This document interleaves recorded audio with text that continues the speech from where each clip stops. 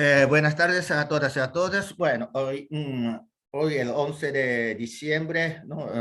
Vamos a empezar la última videoconferencia del año y esta vez estoy muy feliz de contar con un ponente desde un continente de que no solemos tener mucho contacto, África.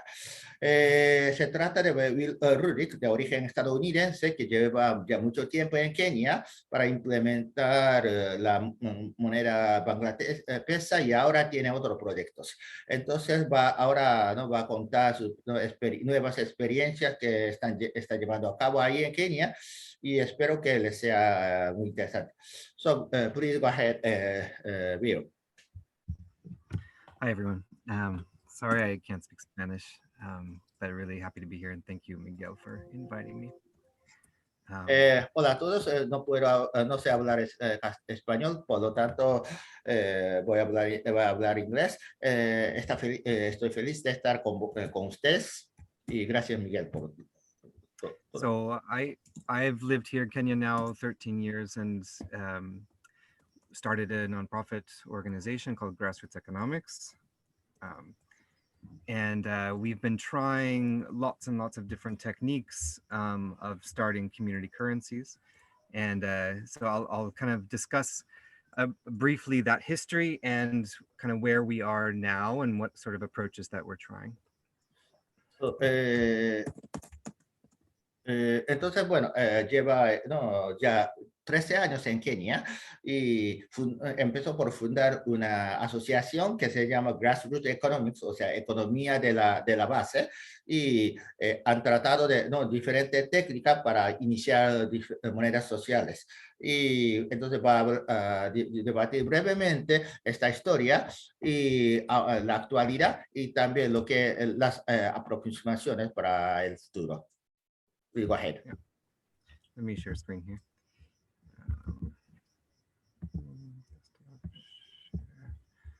All right.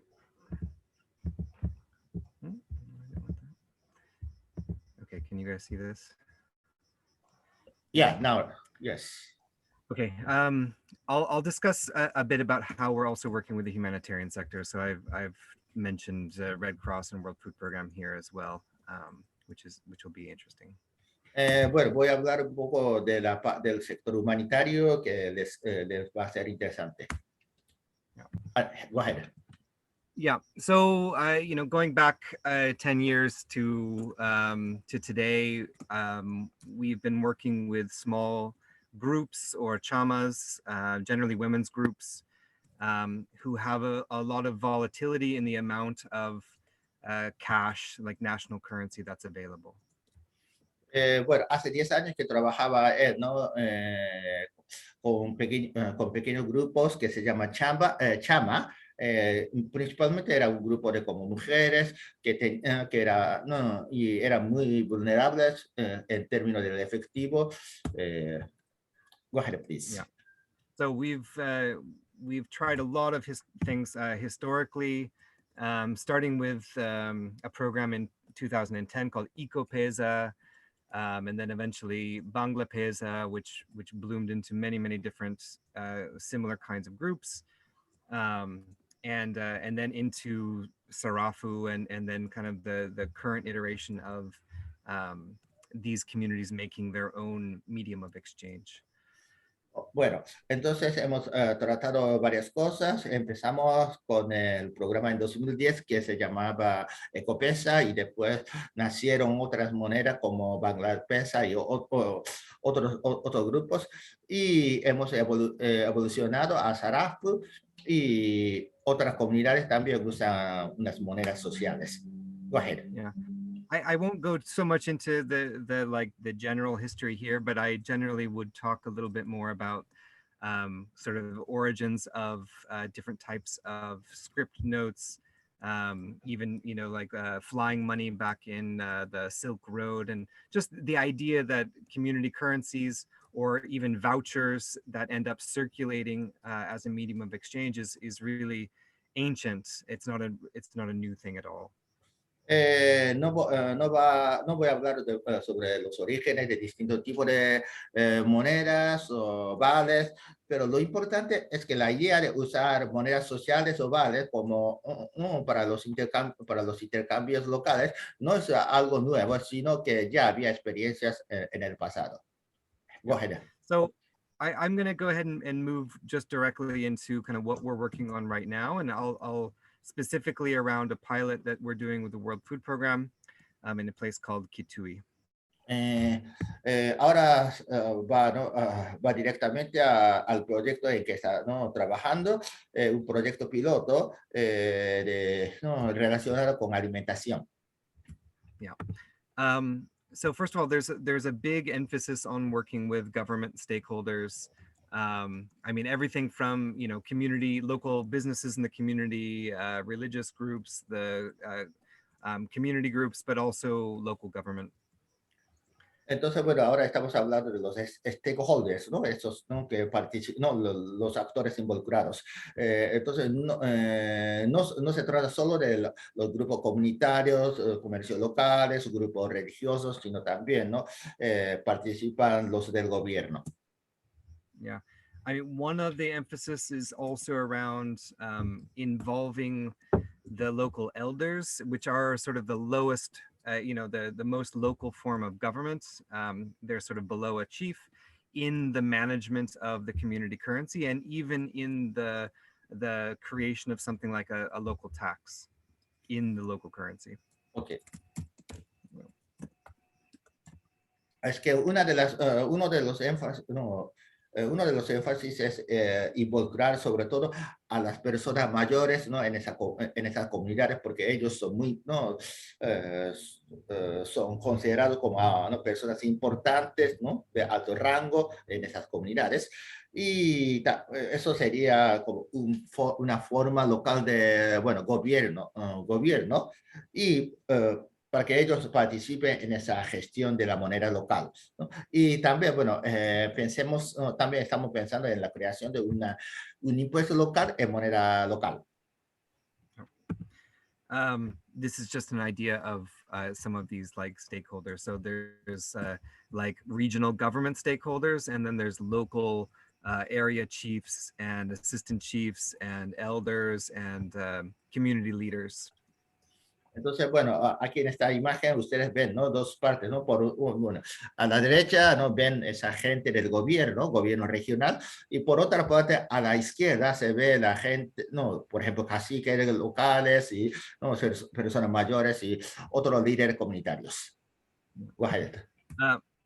In terms of the regional area, we've done a like randomization of different types of treatment and control groups. So we're looking at similar communities. We did like a screening survey and then separating those into different cohorts to sort of analyze and be able to show, you know, what is the comparative impacts of the programs.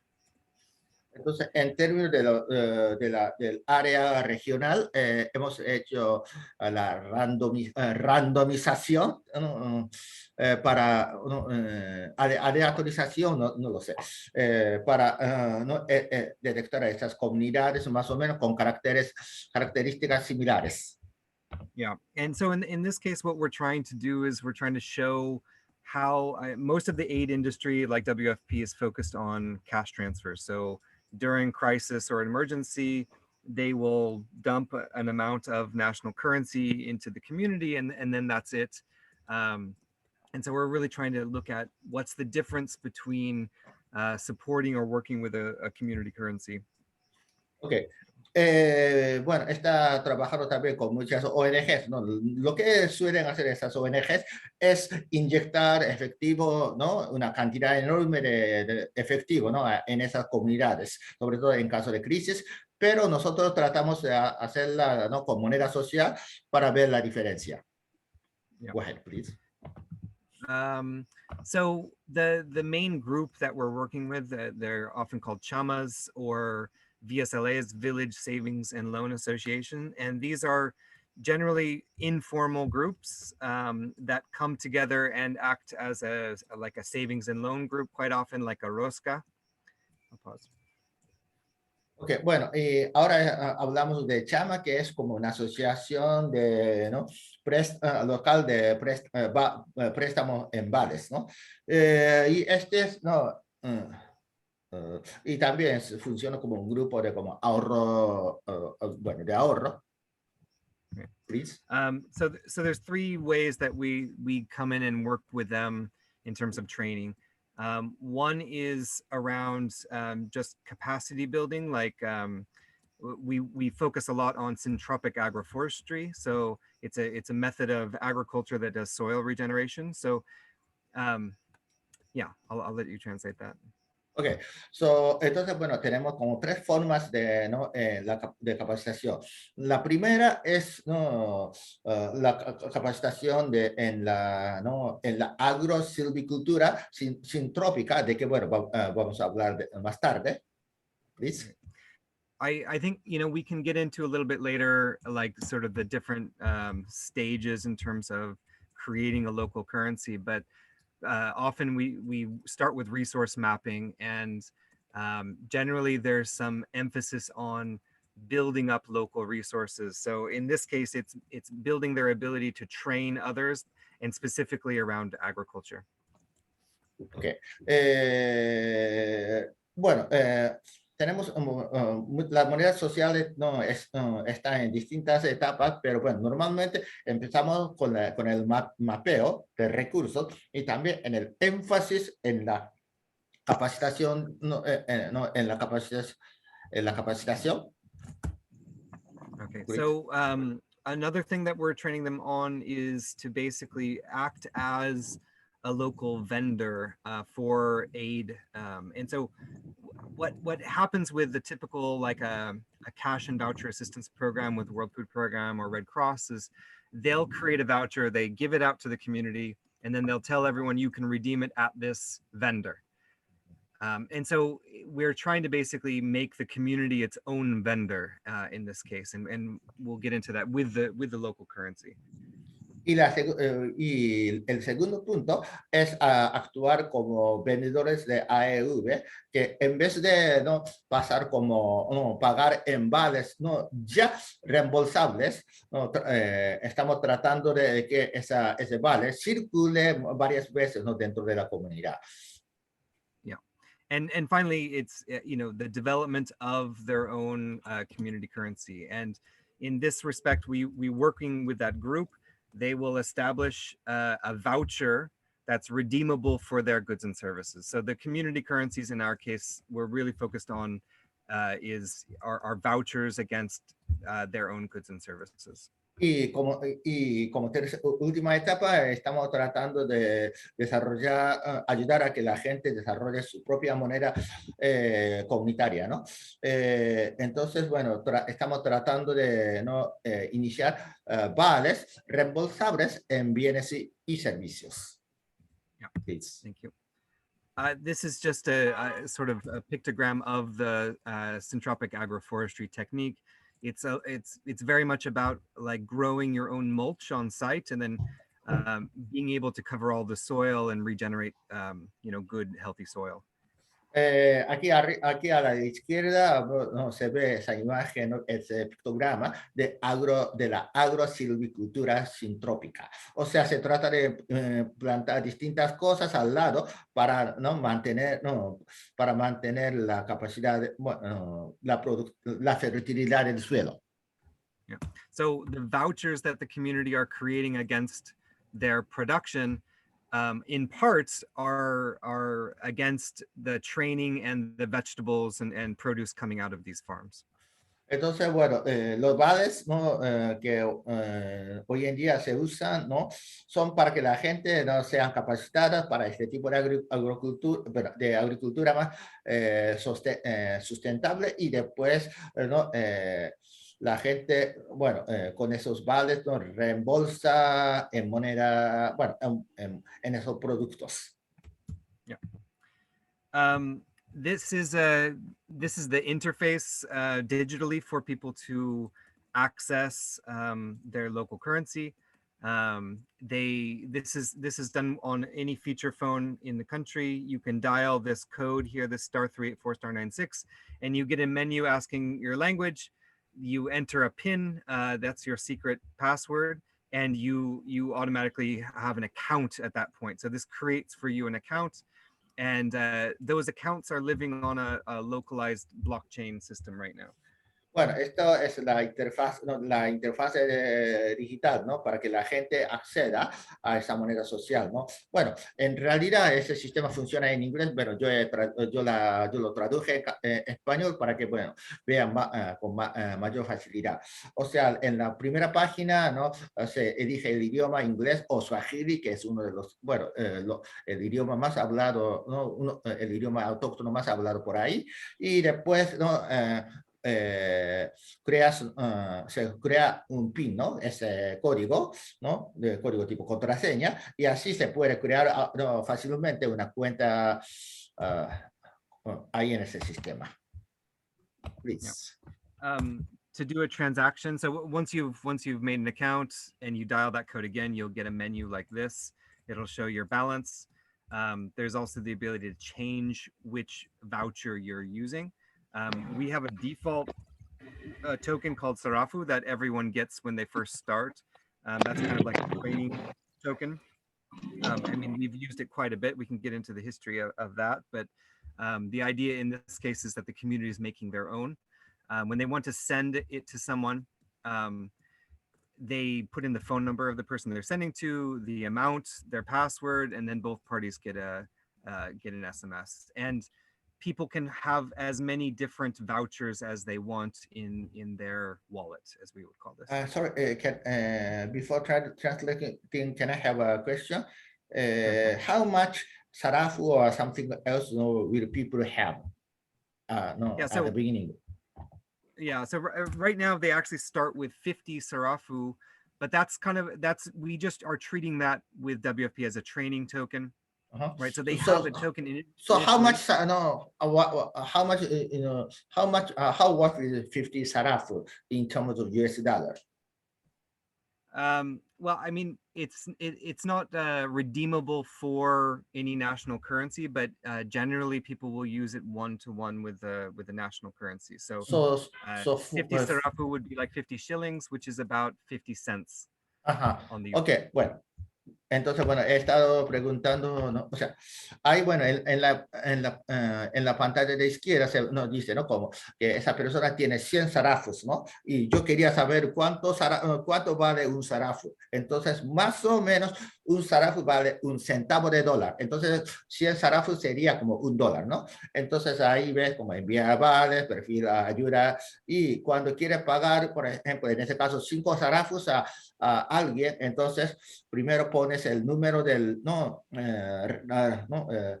destinatario y bueno, pones también ese PIN, ¿no? Más, entonces esa persona recibe, ¿no? Esa persona con un número que no 076, etcétera, recibe entonces, ¿no? Estos 5 sarafos. Y otra cosa, pero ¿podés preguntarle si el sarafu es crédito mutuo o si la persona... Un momento, todavía no se me ha olvidado.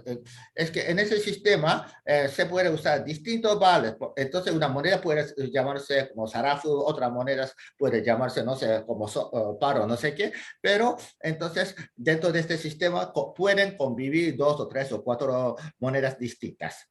Eloisa, sí. I think we can... Eloisa had a question, so... No, just before we move forward, just to know if Sarafu and the other currencies are based on a mutual credit system or if they can buy or exchange national currency to buy for Sarafus with some advantage. Yeah, so there's, I mean, there are vouchers against goods and services. And I mean, the difference between that and let's say like a Let's or some of these typical mutual credits where you start with like a 0 balance, but you still have some sort of max negative that you can go. So in this case, we're saying the community comes together and says, we are going to issue everyone credit against their goods and services. and that gets issued as a positive number, right? So Okay. for instance, yeah, does that make sense? So it's positive number accounting. You can still have things, you know, where we look at like trade balance and whatnot in that, but Okay, yeah, so so for instance, you could say it's mutual in the sense that there's a mutual risk where, you know, the whole group is creating one voucher together. So yeah. okay, Yeah, so it's sort of mutual credit. okay, so let's Yeah, say that, yeah. for instance, let's say that let's say that 1 pound of coffee is like 100 No, Miguel, en castellano tienes que No, decir. le estoy preguntando todavía, confirmando. So one pound of, let's say 1 pound of coffee is like 100 Sarafu. Then anybody who had that 100 Sarafu is issued with with the 1 pound of coffee as collateral, right? So the collateral in this case is just like if you have bus tickets, right? If you're a bus company and you create bus tickets, and those tickets are the equivalent of these vouchers, right? Okay. They're backed by the seats in the bus, right? There's no like central store of collateral. It's based on trust and legal agreements. So we actually have legal signed agreements with the community and the chief and elders and mediators. So if you're issuing a voucher against your goods and services, it is a credit obligation. You have to redeem it, right? So it's yours to begin with. You can spend it into circulation, and you need to redeem it. And the group does this as one. So think of it as like a mall voucher. Okay. I would also say that ahora tengo que traducir al español. O sea, la idea es que, entonces, Eloísa preguntó si esa moneda, bueno, ese Sarafu u otras monedas están respaldadas con chelines kenianos, que es la moneda oficial ahí, o bueno, o crédito mutuo. Y la respuesta de Will era que, bueno, el emisor se compromete a recibir todas las monedas que, bueno, ha emitido. Por ejemplo, digamos que, por ejemplo, si yo produzco café y digamos que, bueno, ahora voy a decir una cifra aleatoria, pero por ejemplo, digamos que una libra de café vale 100 sarafos, entonces, por ejemplo, yo emito 5.000 sarafos y me comprometo a aceptar hasta el pago de 5.000 sarafos, ¿no? Porque son 100 más 50 veces. I would also say that just like a bus ticket, you can buy a bus ticket in national currency. There's nothing different with that here, and people will sometimes buy these vouchers from the community, and we'll get into that. And in other cases, you could say people are buying them with their tomatoes when they exchange them as well. So buying them in national currency is something possible. It's not something we facilitate necessarily as an organization, but like someone down the road can say, I want to buy these bus tickets and give them to my friend Sally, and so that he can use them for taking the bus later. Entonces también, bueno, se puede usar este tipo de moneda para comprar el boleto de bus, o bueno, para comprar tomates y otras tantas cosas. Yeah. All right. Yeah. Let me just get to this. So this is an example of how we're working with the World Food Program. So in this case, what they want to do is they want to support internally displaced people that are living around these communities. Entonces, bueno, esto es un proyecto que trabaja con el Programa Mundial de WF, ¿cómo se llama? World Food Program. No, en inglés. Alimentos. Sí. Programa Mundial de Alimentos. Eso sí. Gracias, Elisa. Porque se trata de muchos como refugiados internos, que bueno, o sea, son kenianos de otras partes que bueno, por diferentes motivos tuvieron que refugiarse en esa comunidad. Yeah. And so what they'll do in this case is that they'll go to the chama, the group that has issued their voucher. they'll see that the voucher is circulating, that it's a good voucher, they sort of measure it, and then they'll be willing to buy a certain amount of it. And then they're going to redistribute those vouchers to the needy people in the community, usually through the village elders and the chief of the village. Entonces lo que suelen hacer es ir al chama, al vendedor, bueno, y ese grupo que emite, ¿no?, un vale que no tan confiado que circula, entonces empiezan a comprar esos vales y después el Programa Mundial de Alimentos, ¿no?, da esos vales a los más necesitados. So this is sort of an alternative technique to using just pure national currency.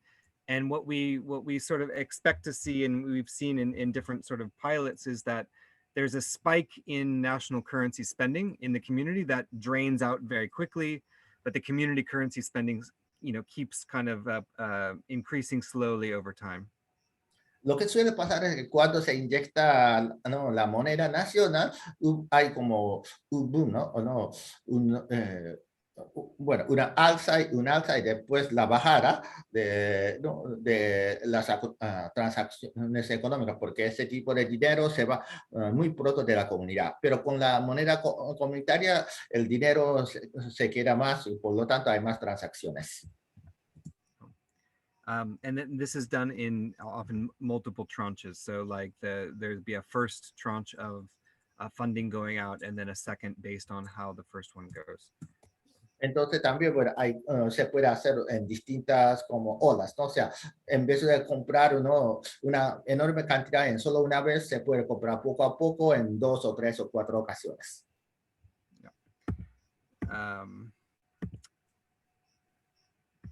Yeah. So another thing that the community is doing besides just internal circulation is that they are enrolling the rest of their community to also take part in the system.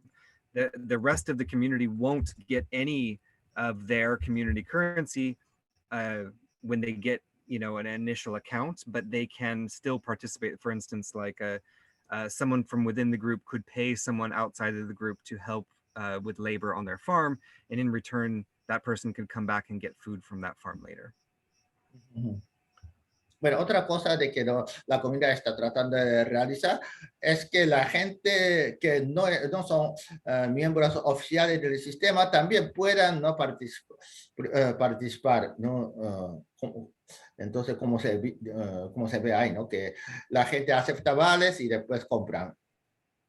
Yeah.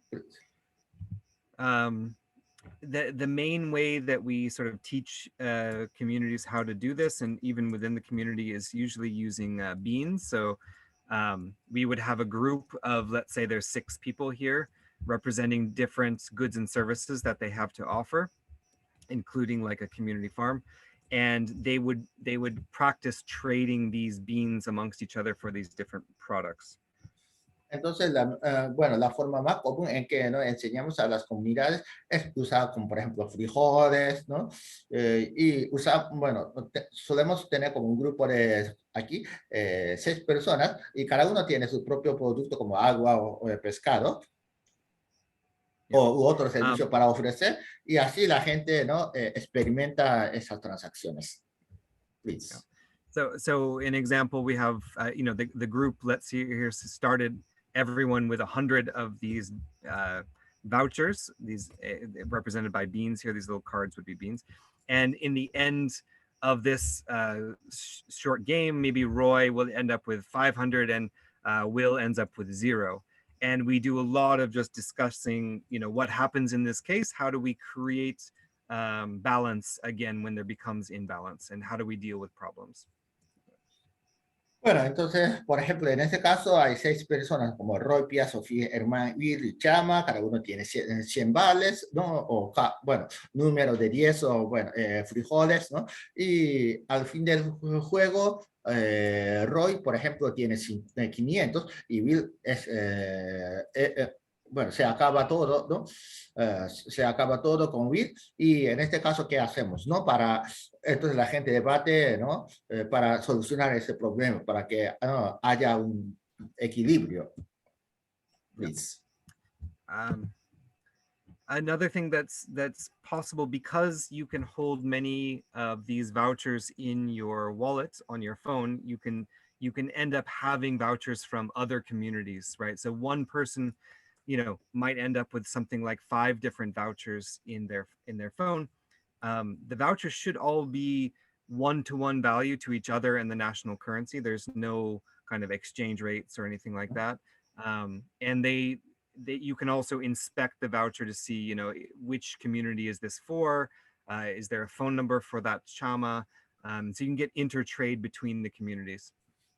Entonces, bueno, otra cosa que se ha hecho posible es que dentro del teléfono móvil, ¿no? Del celular, ¿no? Se puede contener cuántos tipos de vales que no haya, ¿no? O sea, no solo puedes tener vales de tu propia comunidad, sino de otras comunidades, ¿no? Entonces, traduciendo al contexto latinoamericano, por ejemplo, tú eres de Muyo, pero acabas teniendo monedas de, por ejemplo, Luna, Sol, Uruguay o moneda par, etcétera, y siempre esas monedas son intercambiables uno a uno, ¿no? O sea, cada moneda, por ejemplo, ¿no? Un Sarafu, uno no sé qué, siempre vale, ¿no? Equivale a un shilling keniano. Entonces, y como el sistema por ahora está funcionando dentro del mismo país, no hay ese problema de como cotización, ¿no? De, bueno, divisas. Please. In general, this is what we're trying to develop is local resilience, even when the national currency is not there, that, there can still be local services and work and local markets. And this is, what we're trying to get into measurement. So we'll get into a little bit of like, how do we try to measure the impacts of this? Entonces, en general, lo que estamos tratando de desarrollar es la resiliencia local para que las comunidades puedan sobrevivir sin dinero oficial, y también, bueno, están tratando de cómo medir esos impactos.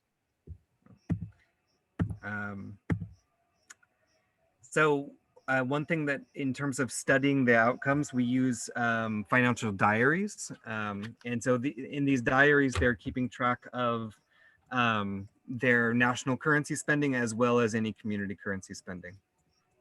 Entonces, bueno, para estudiar los resultados, hemos hecho esos diarios financieros, ¿no? Para trazar los gastos en moneda nacional y también monedas comunitarias. We're also doing phone surveys as well, so monthly. So basically checking in with them around a lot of different issues. I mean, everything from like household violence and, how they work with money to, savings and investment. Entonces también hacemos como sondeos, ¿no? Mensuales por teléfono, y ¿no? Para tratar de otro tema como ahorro e inversión. Yeah. And then of course there's digital transaction data. También, ¿no? También ahí está el tema de los datos de transacción digital. Right. This is our team in Kenya. This is me in the top left here. This is my co-director, Shaila. And a large part of our team is doing 2 things. They are field support, and they're also, we have a phone, like a call hunting line that will hit them, like if you call this number, you'll get her, and if she's busy, you'll get him, and then if he's busy, you'll get her. And so there's a customer support or community support line. And then we also have quite a few that are working on just different types of training. So training around syntropic agroforestry versus training around just the community currency work. Yeah. Okay. Bueno, aquí ustedes ven, ¿no? Nuestro equipo ahí en Kenia. Y so Sheila is on your left or right in this screen? Shaila is on my right, or well, on the right of the screen. Okay. So Entonces, no, a nuestra derecha de Will está esa Shaila, que es la directora del proyecto, y la mayoría del equipo, bueno, están haciendo otras cosas. Entonces, otros trabajos también. Entonces, como centro de atención, ellos tienen como una línea para la casa de llamadas. O sea, por ejemplo, cuando alguien le llama a ese centro de atención, primero bueno, el sistema trata de no acceder a una persona, ¿no? Del equipo. Y si esa persona no está disponible, entonces el sistema le contacta a otra persona para que, bueno, al final y al cabo, bueno, las personas puedan, ¿no? Preguntar a alguien del equipo.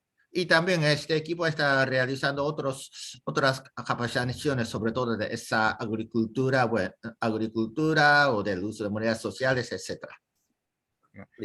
Who's not here is our programming team, which is mostly out of Nairobi, and a few people that are helping from international areas. And we've been working since 2020 now to basically fully rewrite all of the software. And so this project with WFP is really the first that's using this sort of new version that lets the communities make their own community currencies again. Bueno, los que no están aquí, ¿no? En esta foto son los programadores que normalmente están en la capital Nairobi y también esos equipos internacionales. El año pasado, 2020, empezamos a reescribir todos esos programas y todavía estamos en esta primera etapa de colaboración, ¿no? con el Programa Mundial de Alimentación. This is a visualization here of transactions between different communities in 2020 here. And this is, you know, working together with Red Cross. We had over 58,000 registrations, a transaction volume of about $3 million US. We did a small randomized control trial, and that showed about a 5 times impact in terms of like the amount of trade that was happening compared to if you had just given national currency. And then a lot of, we'll get into some more data visualization stuff. Ok, bueno, entonces ahí se ve más, ¿no? Ahí está la visualización de transacciones entre distintas comunidades. En primer lugar, bueno, se han registrado como 58,000 hogares, ¿no? Para usar este sistema. Bueno, también ahí se ve ese logotipo de la Cruz Roja Keniana. Y las transacciones, ¿no? Equivalen, ¿no? Las facturaciones en moneda social llegan a como $3 millones. Y tienen ese efecto multiplicador sí, o sea, esas monedas, ¿no? Bueno, una vez que se inyecta esa moneda, se producen, ¿no? 5 transacciones antes de desaparecer como moneda, y etcétera. And to be specific, this, since 2020, this was all just one currency that we called Sarafu. So at this stage where we were in 2020, there was only one voucher in circulation, if you will, and that was called Sarafu. And people were just given this. There was no, you know, communities creating it as their own voucher. I mean, some would use it like that, but it wasn't, everyone, this was basically a massive airdrop throughout Kenya since 2020. Ok, bueno, todos esos datos eran en 2020, cuando todavía solo había un vale, ¿no? Que se llama Sarafu, ¿no? Y ese vale se usaba en distintas comunidades dentro del, ¿no? De Kenia. Other kinds of information like that's anonymously given to like the humanitarian sector, and it's also available, is things such as like what was the type of spending, what was the gender, you know, what did transactions look like over the year.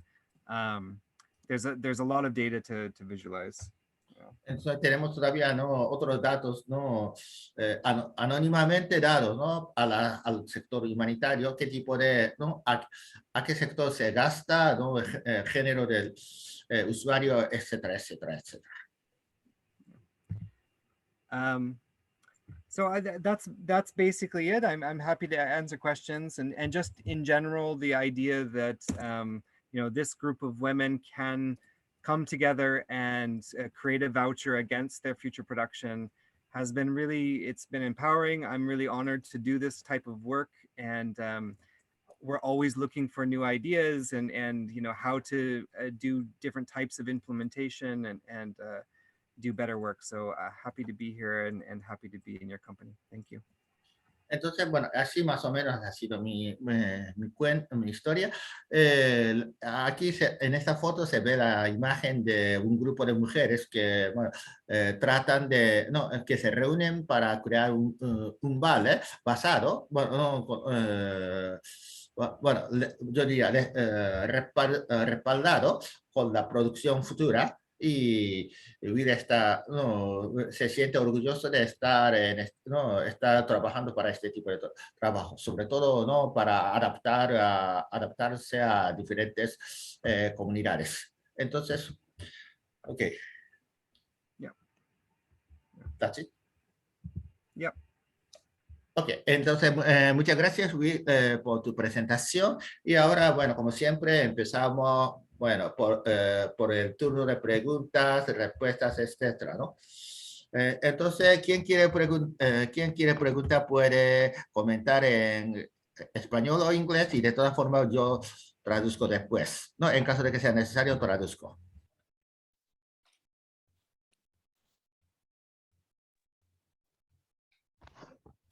Hola, buenas tardes. Yo no quería preguntar Bueno, sí, Angélica, sí, adelante. Se me hizo un poco demasiado tarde, se me pusieron reuniones, pero lo poco que pude escuchar quería agradecer, como siempre, y no me canso, porque aprendo un montón de cosas.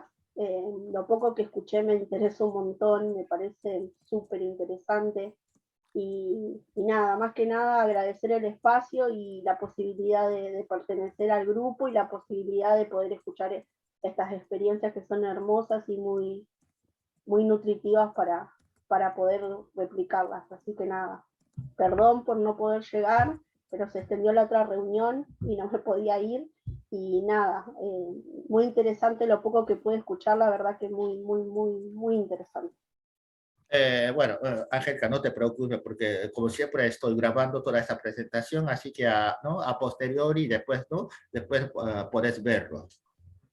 Okay, so she said that she had another meeting, so she arrived late, almost at the end of your presentation. So it's a pity, but she was just not thankful for you to for your presentation, because she learns a lot of new things, which are very quite interesting, and it's also a very nutritious and beautiful experience. Which can be, replicated in the Argentinian context. Entonces, Andreu. Sí, voy. Bueno, primero Andreu. Voy, Eloisa. Sí. ¿Quién está? Andreu. Andreu. Ok. No lo había visto. Bien. Hola, Andreu. Hi, Will. Thank you for your presentation. I have 2 questions. Okay.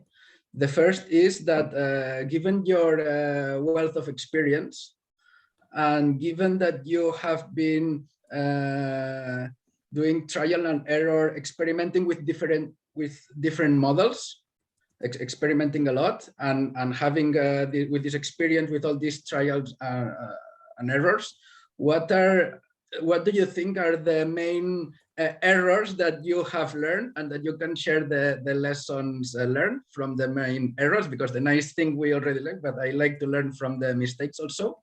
So what do you think are the lessons learned of the mistakes you have done in the past in this trial and error process? And the second question is why the blockchain? Why, if the system is based on an NGO, on development agencies, where the trust is centralized, why would a blockchain technology suite in this case and not a centralized technology? Sure, yeah. I'll start with the last one, because that's been a lot of our learnings too. So when we first went digital, we used sort of a centralized, just a database system. And so there was a worry that if we stopped running that database system, then everyone's accounts would just be gone. And that's happened in some lets and things like that too. So it was that sort of centrality that was scary. And the sort of the beauty of blockchain was that, oh, well, there could be a lots of different organizations or people holding these nodes and basically replicating that data.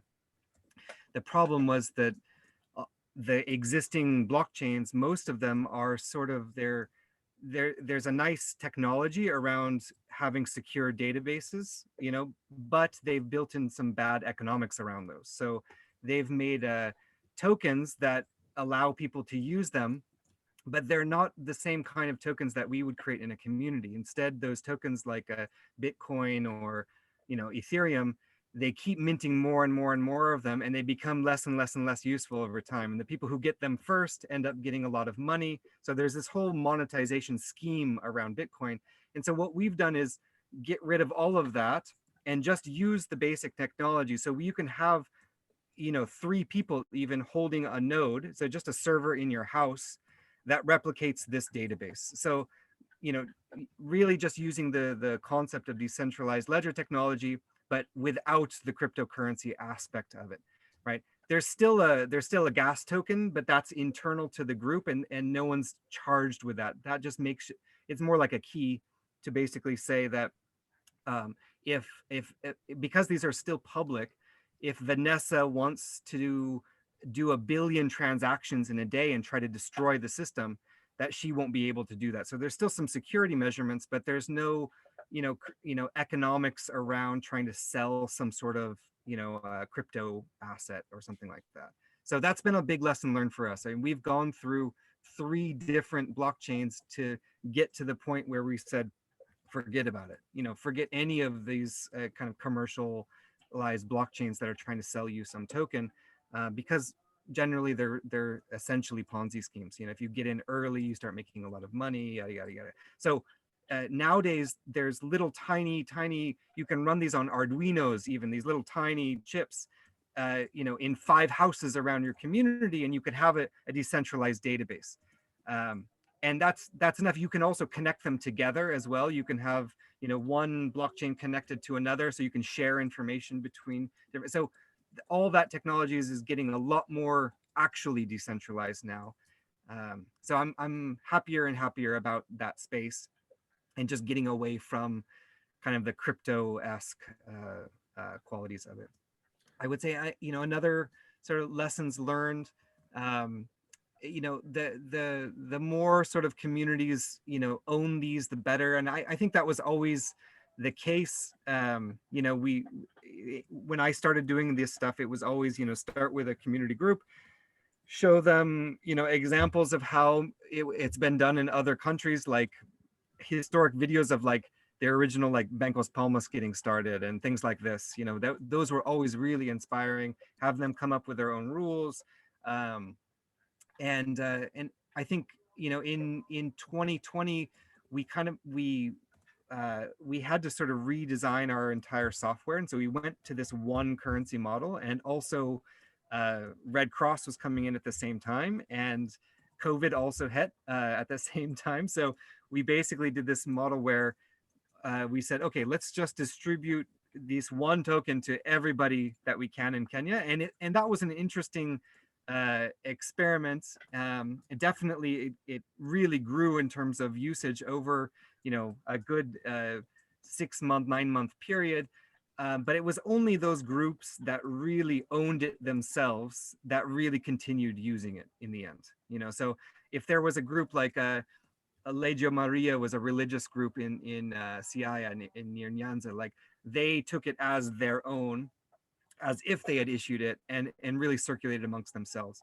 And a lot of people who just got these tokens, they said Sarafu, they'd be like, oh, where's the Sarafu shop? You know, like as if you were getting a voucher for Safeway or something like this. You know, they'd be looking around and saying, oh, where do I, you know, just that sort of internalization wasn't something that you could really, you know, mass produce or something like this. And so, yeah. Okay, no because I have to translate. Yeah. Bueno, no se preocupen porque siempre no tomo notas. Entonces, Andreu tenía dos preguntas, ¿no? En primer lugar, la primera pregunta era, ¿cuál sería, ¿no?, el mayor, ¿no?, error, ¿no?, o la mayor lección que aprendió Will, ¿no? Y la segunda pregunta es, ¿por qué blockchain, no? Mientras que se usa un sistema medio como centralizado, pero el blockchain es normalmente una tecnología descentralizada. Entonces, Will empezó por contestar a la segunda pregunta porque al inicio ellos tenían, ¿no?, esa base de datos centralizada y ahí estaba preocupaciones de que si cae el servidor desaparecerían todos los datos. Y eso ya fue el caso de algunos LEDs, ¿no? Entonces, implementó blockchain, ¿no?, para que haya copias, ¿no?, en distintos servidores, etcétera, para que, bueno, en caso de que desaparezcan datos en una computadora, ¿no?, se mantengan esos datos en otras compus. Y también, bueno, Perdón, y no cualquier blockchain, agrega eso, por favor, dijo eso, y no cualquier blockchain. Eso sí, ahora estaba. Entonces, por otra parte, bueno, cuando hablamos de moneda, o sea, por una parte se usa esa tecnología blockchain, pero rechaza todos esos esquemas tradicionales con Bitcoin, Ethereum y otras, ¿no?, monedas, otras criptomonedas que, bueno, al fin y al cabo no deja de ser una pirámide. Y entonces, para llegar a esta etapa, bueno, también he practicado otras experiencias, pero entonces hoy en día ya es fácil que una pequeña computadora en casa puede, ¿no?, contribuir para la descentralización de toda esa base de datos. Y eso más o menos es lo que decía, ¿no? Y también, bueno, cada vez que hablaba de monedas sociales, Will ya sabía de, por ejemplo, Banco Palma de Brasil, ¿no? Entonces les contaba a los kenianos sobre esa experiencia brasileña. Y en 2020 estaba justo en un proceso de como revisar todo el programa, y en ese momento llegó el COVID, también llegó la Cruz Roja Keniana. Entonces se les ocurrió la idea, vamos a distribuir simplemente ese vale a todas esas comunidades en distintas partes de Kenia, y entonces este sistema creció bastante, ¿no?, en el plazo de como 6 o 9 meses, y entonces, y en algunas comunidades realmente empezó a circular esa moneda no internamente dentro de, ¿no?, esa comunidad. De que, bueno, más o menos es así. Thanks, Miguel. Entonces, bueno, primero, entonces Eloisa y después Vicente. Eloisa, Vicente y después Luis Ibarra. No, Eloisa está silenciada. Okay. First of all, I want to congratulate you because you are where we want to arrive, okay? We want to arrive there in the grassroots, but we are very far from it, okay? You are mainly a middle class, taking care of exchanging ponchos and nice food, etc., but very, very far from where people are starving. So first of all, I want to congratulate you for this. And my question is, of course, about finance. I have two questions. What had to do M-Pesa, that Vodafone system that, 10, 15 years ago launched, if it prepared people to make this kind of exchange so that it was easier because the system was already known? Second, what about finance? And if all those people that you showed us, very lovely people and very happy, are full-time or half-time or part-time, and how are they paid? And the rest, of course, we'll listen from the other questions. Yo puedo traducir, Miguel. ¿Quieres que traduzca mi propia cosa? Traducí entonces. Sí. No, yo primero lo felicité porque dije que él llegó, él está donde queremos llegar, que es a la gente que tiene hambre. Y por ahora estamos solo intercambiando comida sana, algunas artesanías y unas cosas, pero no estamos donde la gente tiene hambre. Por lo menos en Argentina y en los lugares donde estamos trabajando, estamos construyendo comunidad, pero no estamos trabajando donde está el hambre. Y eso es una deuda para mí, ¿no? Nuestra. Entonces, eso era una pregunta. Y después era para saber cuánto ha ayudado que en Kenia ya existía, como hace unos 15 años, un sistema de una empresa de telefonía Vodafone que tenía el sistema M-Pesa, que lo va a contar, y después en general del financiamiento. ¿Cuánta gente es part-time y cuánta gente es full-time? Ok, era esto, preguntas. Okay, so with M-Pesa, yeah, it started kind of getting in full force when I first moved here like 13 years ago. And the entire country is used to this, they call a USSD kind of system where you get a menu, you can send people, originally you could send airtime credit, the same interface. We copied it actually, really the exact same interface. And so I think that definitely has really helped people. It's very fast for them to understand how to use it. You know, if there's people that are illiterate or you know, don't know how to use the system, they always have like a son or a daughter that can help them. So definitely that's helped. Yeah. May you stop a little bit and you translate this to people so it's not so long? Yeah. Bueno, yo sigo. Entonces, Ecopesa empezó como hace 13 años, ¿no? Cuando Will no llegó a Kenia y todo el país no se acostumbró a usar esa copia de como CES, ¿no? De África, de origen sudafricano. Y incluso ahí en Kenia hay muchas personas analfabetas, pero son, bueno, sus hijos normalmente, sus hijos o ¿no? hijas o no sé qué, ¿no? Normalmente no saben leer, entonces eran esos hijos y hijas que les ayudaba a esas personas mayores. I just to continue on that a little bit before your second question is we also have a like a scratch card that we're working on right now. So kind of going back to the paper system, but if you scratch it, there's a code that you can deposit into the digital system as well. And then we're also working on just, you know, regular sort of Android apps as well. So if people do have internet, or they can even share the same phone among many people and have different logins to that phone. So having web versions and also paper, you know, with scratch cards and things like that is stuff that we're working on. We don't expect the USSD stuff to scale because the telecoms are very hard to deal with. And even just Kenya is very cheap. It's one of the cheapest in the world, and it's still not very scalable. Yeah. Es que bueno, también quería comentar que no probaron otra técnica como tarjetas, ¿no? Para rayar, ¿no? Para rayar y otro sistema de papel, ¿no? Antes de depositar ese valor, ¿no? En el sistema digital, ¿no? O también se usó una app de Android, porque en ese tipo de comunidades, ¿no? Lo que suele pasar es que la gente comparte, por ejemplo, la gente de como 10 personas comparten el mismo teléfono, un smartphone, ¿no? Entonces, cada uno tiene su propio login y ahí accede a su propia cuenta, etcétera, etcétera. La telefonía, bueno, en realidad la telefonía ahí en Kenia es bastante, Kenia es uno de los países más baratos en términos de la telefonía, pero aún así la tecnología no se puede aplicar en todas partes, no necesariamente. And as for the team, I mean, it grows and shrinks because mostly we're grant funded. So depending on, you know, what the current sort of project is, that's tend to grow and shrink. But there's sort of a core team of about 10 people that's been full time for many years.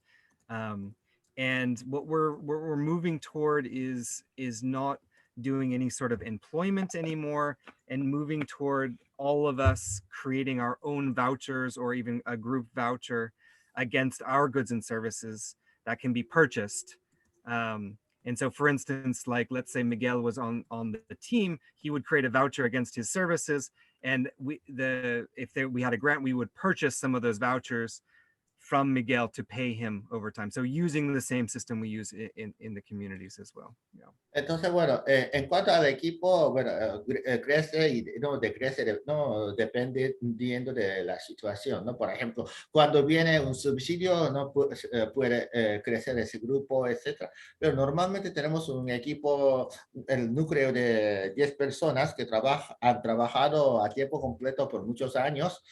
Pero estamos tratando de realizar una transición hacia ningún empleo, pero en vez de tener personas empleadas, cada uno no crearía su propio vale para comprar bienes y servicios. Entonces, por ejemplo, yo emito un vale para comprarle, por ejemplo, a Karma o a Andreu, y después ellos me piden otro servicio de traducción o algo así. The goal has been always to keep that team very, very small and to not grow the organization. So, and instead just use lessons learned to teach other organizations and community groups how to do these things. So this next year, we're starting with several groups in Cameroon, and we'll be training some local organizations as well as Red Cross and GIZ to start their own programs there. So that's the real goal, is not to not scale as an organization at all, but just provide trainings. Entonces, nuestra idea no es como que como organización no seamos más personas empleadas, ¿no? Sino replicar esas experiencias por enseñar nuestras técnicas a otras comunidades sobre cómo usar esta moneda. Y también, bueno, estamos trabajando para otro país, Camerún, para el año que viene. I just shared a link here, docs.grassecon.org. That's actually fairly a new site for us, but we're just starting to put information there. Hopefully, eventually we'll have Spanish. It's only English for now, but it sort of goes over sort of how we do implementation and also legal structures. We've done a lot of work around developing legal structures around these things, so that we identify a union, like a clearing union. But anyways, let me let you translate, because I'll get deep into that. Bueno, entonces ahí en el chat se puede ver ese enlace, ¿no? docs.grassecon.org. Esto es la página de Grassroots Economics, ¿no? O sea, de esa asociación, ¿no? De economía de base. Y ahí, bueno, la página está solo en inglés, pero bueno, espero que, bueno, con traducción automática se pueda leer bastante bien en castellano. Quizá algún día tengamos esa versión en castellano. Y ahí, bueno, se ofrecen varias informaciones, pero sobre todo la legalidad. Y entonces somos como una unión de compensación. Yeah. So overall, what we're trying to do is create sort of a federation with a treaty, like an agreement, like the Paris Agreement. So members decide themselves to agree to that. It's not an actual organization, more like a protocol that we all agree to, and as well as service providers. So Grassroots Economics is an example of a service provider that's helping do training, for instance, right? And we also make our own community currency, or a voucher, and then there's other actors and members, and they're creating their own vouchers. So it's a way for us to articulate, like if we're going into a country like Colombia or Cameroon, there's a federation formed, a credit union, and then there's many actors in that space. And even within Kenya, we're one actor in that space, and it gives us a legal framework for trading or exchanging these credit obligations. Entonces, jurídicamente hablando, nosotros como somos una unión de compensación para ofrecer ese tipo de servicios de registrar compraventa, bueno, activo y pasivo, digamos. Y entonces estamos tratando de crear una federación, acuerdo en que son los miembros que deciden por sí mismos. y no somos como una organización, sino simplemente un proveedor de servicio que también incluye la capacitación. Y entonces estamos tratando de crear nuestras comunidades de vales y también, bueno, podremos articular, ¿no?, con otros países como Colombia o Camerún o no sé qué, ¿no? En ese concepto de no, unión de, ¿no?, compensación. Yeah. So back to Eloise one more time, is that the voucher that the service provider creates, like grassroots economics, right? We're a service provider. There's very specific services being provided, right? In terms of, let's say, maintaining the wallet, right? The interfaces. If there's USSD fees for the telecom, right? There's a lot of basic services. To identify those, create a voucher for those services, right, that everyone can use as well. So, you know, we're offering a service, so are all the organizations within that are members of this federation. They're all offering services. They're all creating vouchers against those services. And we have an umbrella around exchanging all of those services together. Entonces, so in terms of like getting away from grant-funded projects, it's to specify the costs for all of these services and use the same framework for them. Yeah. Entonces, bueno, el servidor del servicio crea un vale para no cubrir todos esos costos del mantenimiento y, bueno, también, bueno, se gasta en toda la comunidad. Y esto es el dinero que se usa, bueno, se crea cuando se obtiene como un subsidio. My guess is that will be somehow subsidized for quite some time, but the hope is to develop a lot more of these service providers, let's say in Cameroon, and you know, make sure that the costs are so cheap that these services can be, you know, made available, and we don't need to, you know, buy into some crypto blockchain stuff to make them viable or anything like that either. Okay, bueno, entonces la idea es que a medida que crezca este sistema, bueno, todo el costo, ¿no?, para mantener el sistema será tan pequeño que, no, por ejemplo, cuando se implemente ese sistema en Camerún, ¿no?, todo ese costo será tan pequeño que, bueno, no tengamos que como emitir vales o, bueno, vender, por ejemplo, criptomonedas o algo así. Sorry, long answer. Entonces, bueno, Vicente.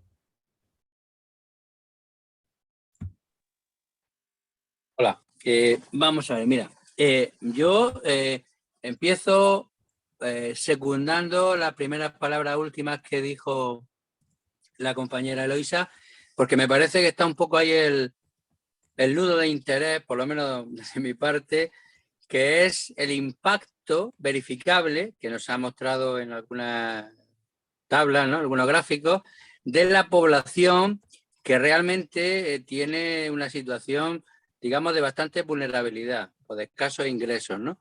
Porque al final, si no, estamos siempre trabajando como si fuera colaboratorio, ¿no? Y de lo que se trata es de cambiar, de que tenga un impacto positivo en las comunidades reales, con las personas de carne y hueso que lo necesitan.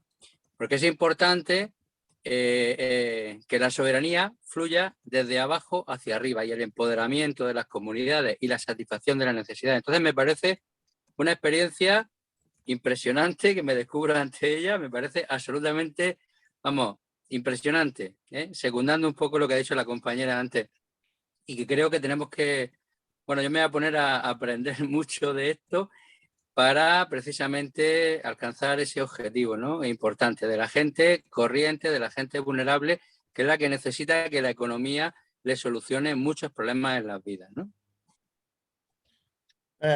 So he was just telling that he agreed with what Eloy just said, that, you know, this project is really helping the poor, while usually most local currencies rather help the middle class without being able to deal with the poorest people's needs.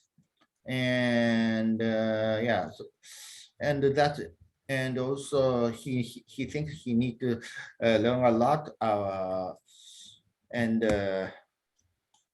especially for the goals or things like that. Yeah.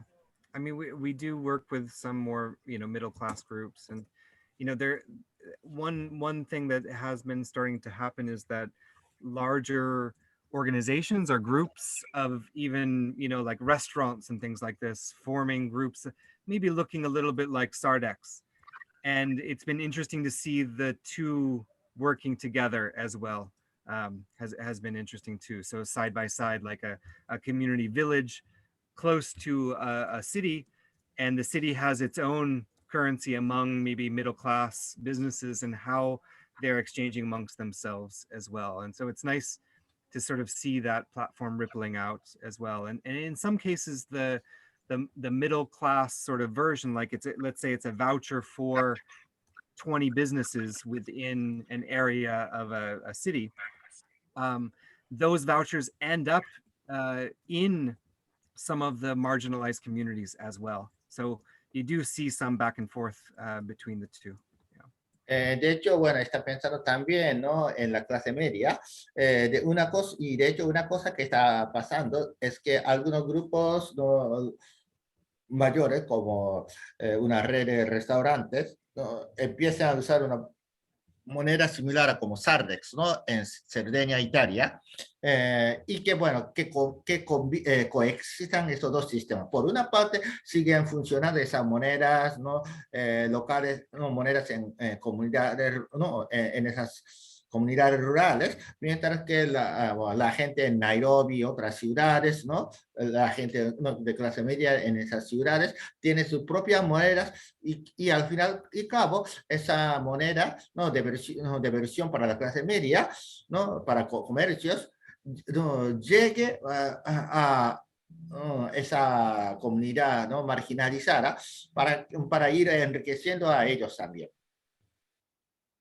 I would say just the main focus is always just going in and expressing or working with the community to identify their own abundance. There's so much they have to offer.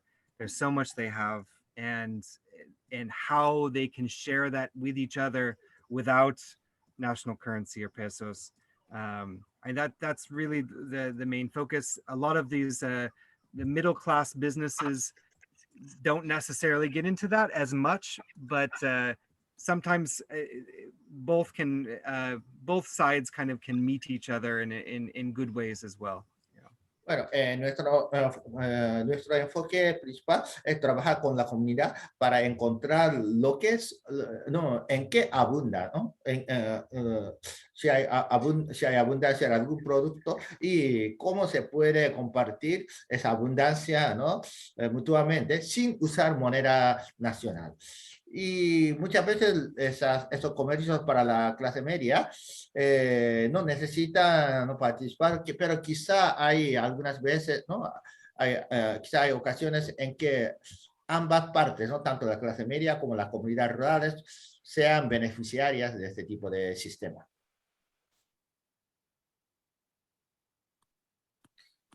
Y ahora Luis. Gracias, Miguel. Felicitaciones, Will, por el trabajo realizado. Realmente es impresionante. Más bien mi pregunta era, no sé si tal vez lo tocó en algún momento, pero no lo logré entender. Es, por ejemplo, este grupo promotor que ha trabajado durante, entendí que por 10 años, es financiado, o sea, ¿quién lo financia? Es decir, para que pueda trabajar, si es que es el programa a través de los fondos del Programa Mundial de Alimentos, el gobierno nacional o algún gobierno local, si es que hay algún trabajo que sostiene o que financia el trabajo de este grupo promotor. Y tal vez entendí si es que están en ese proceso o esa transición de también trasladar la corresponsabilidad o la responsabilidad a las comunidades de trabajo, ¿no? ¿Cómo es ese trabajo también? Más bien por ahí, no sé si me hice entender. Gracias. Okay, so his question, he also congratulated you for all the success, but he had a question. So he has been working with a promoters group, working for like 10 years, and who has been funding those groups? WFO, Kenyan government, local government also, and how are you trying to transfer that kind of responsibility from maybe the government to some NGOs. Sure. I mean, when we first started 10 years ago, it was just friends and family helping with the printing of the pieces of paper, and that was it. There was no funding. You know, the majority of the funding that we've got, a lot of it has gone into software development, and so you know, programmers are very expensive. That's been one of our biggest things. But in general, what we're trying to do in terms of costs, kind of like my answer to Heloise is you know, create basic service fees for these things in vouchers themselves, and encourage communities to basically take up these roles, right? So the servers, for instance, they can be run on little nooks in people's houses, right? That can be a service fee. We're doing a mesh network as well, so being able to connect people together. And so that's, you know, the moving away from donor funding is, well, you know, basically having software that works will help. So we don't need, you know, to hire developers anymore, but that's been one of the biggest challenges. But then in terms of field operations, it's looking for organizations and that already have a lot of this capacity and can already do this type of work. So, you know, for instance, a lot of the stuff that comes out of like humanitarian sector, like they have whole teams devoted toward cash transfer and starting microfinances, for instance, or working with Roscas, right? So turning that into them helping communities develop their own community currencies instead has been a really nice way to articulate and sort of move the humanitarian industry away from a lot of the current kind of wasteful spending that they have into building community structures. So you know, the actual costs for running these programs, I think, is quite small compared to the impacts. So, you know, that's sort of the hope, is that, you know, the amount of funding it takes to run our entire system, you know, maybe $10,000 a year to keep the field staff going, compared to, you know, and these are small pilots doing $3 million of transactions, right? So let's say, hopefully, you know, another few years where, you know, just in Kenya, they're doing, you know, $30 million of transactions or more within that time frame. You know, can there be fees for, you know, voucher creation and auditing and training that cover the costs of those trainers? That's basically what we're trying to get to. And I think, you know, the humanitarian space is you know, it's at least, you know, I find, you know, they can be very hard to deal with at the local level sometimes, but there's a lot of really good positive intention there, and they can sort of sow seeds toward their own destruction as well, which is good as well. And there's a lot of like, as in, you know, like they don't necessarily want to be needed forever. Some parts of them do, some parts of them don't. Anyways, it's an interesting discussion with, you know, Red Cross and WFP and these groups. But so far, in terms of actual funding, I would say the majority of it has come from like private institutions, like Stichting Doen, DOEN was it was the Dutch postcode lottery, for instance. So very random kind of you know, home foundations and family foundations for the most part. Yeah. Sorry, that was a lot. Bueno, cuando, o sea, decías que, bueno, cuando empezó todos esos proyectos hace una década, no eran solo como amigos y no familias que no imprimían papeles, entonces y no se necesitaba sin usar ningún como fondo, ¿no? Entonces, la mayoría del fondo viene de como cooperación internacional. Estamos tratando de cubrir el costo básico y bueno, también bueno, tratando de que la gente instale, ¿no? un servidor en casa, algo así, y para ir, ¿no? Dejando de depender cada vez más, ¿no? Bueno, o sea, para ir dependiendo cada vez menos de esas donaciones, ¿no? Y también, bueno, ha estado buscando organizaciones que ya tienen, ¿no?, ciertas capacidades para realizar este tipo de trabajo. Por ejemplo, hay un montón de personal que viene de ese equipo humanitario que trabaja en el tema de transferencia de efectivo o del inicio de microfinanza. Y otra cosa importante es que el costo operativo es muy pequeño en comparación con el efecto económico. Por ejemplo, yo creo que, bueno, por ahora se necesita como $10,000 al año para mantener toda esa operación, y ya tenemos ese impacto económico de $3 millones al año. Entonces, entonces 10,000 no es demasiado dinero. Y entonces, con el paso del tiempo, cuando haya todavía más transacciones, quizá podamos cubrir más, ¿no?, costos para los entrenadores y también las bases humanitarias, etc. Pero lo importante es que por una parte ahora estamos contando con ese programa, ¿no?, mundial, el programa mundial de alimentación o la Cruz Roja, pero no creo que sea necesario seguir, ¿no?, dependiendo de ellos, ¿no?, para siempre. Y también, ¿no?, en caso de hecho, en caso de del fondo, ¿no?, por ejemplo, vino de una fundación holandesa, de Rotary.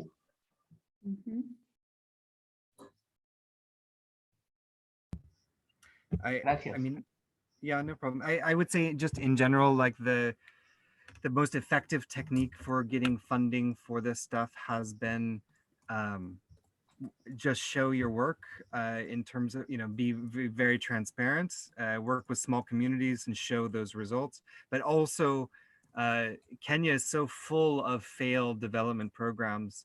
Like literally every community you go, there's some failed Red Cross program, or they've left behind, and they dumped some money or they built a building, but there's no economy around it. So building up local economies around these old failed programs where there was maybe some asset or some sort of community training that was done there, but they didn't build an economy around it.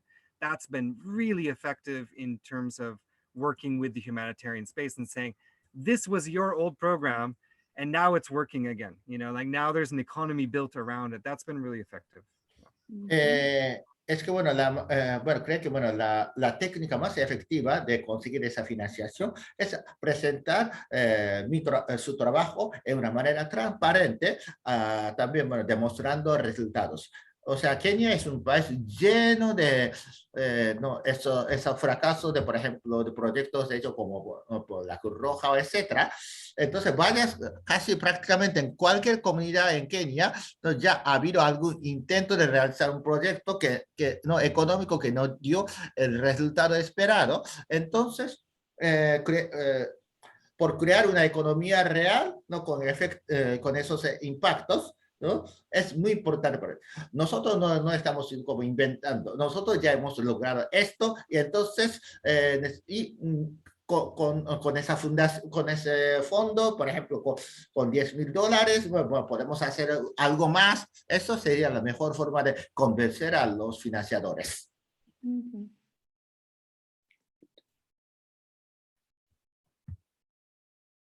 ¿Está bien, Luis? Ok. A ver si hay alguien más que quiera aprovechar esta oportunidad para preguntarle a Will.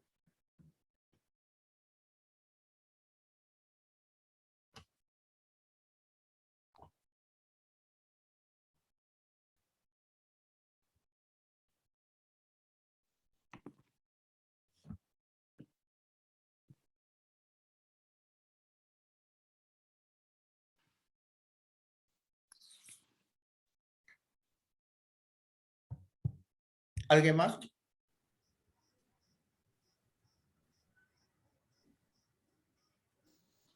A mí sí me gustaría conocer, profundizar un poco más con el sistema blockchain y si la tecnología de los aparatos móviles, si son de última generación o cómo funciona esto, ¿no? Porque si son móviles antiguos, funciona el sistema blockchain.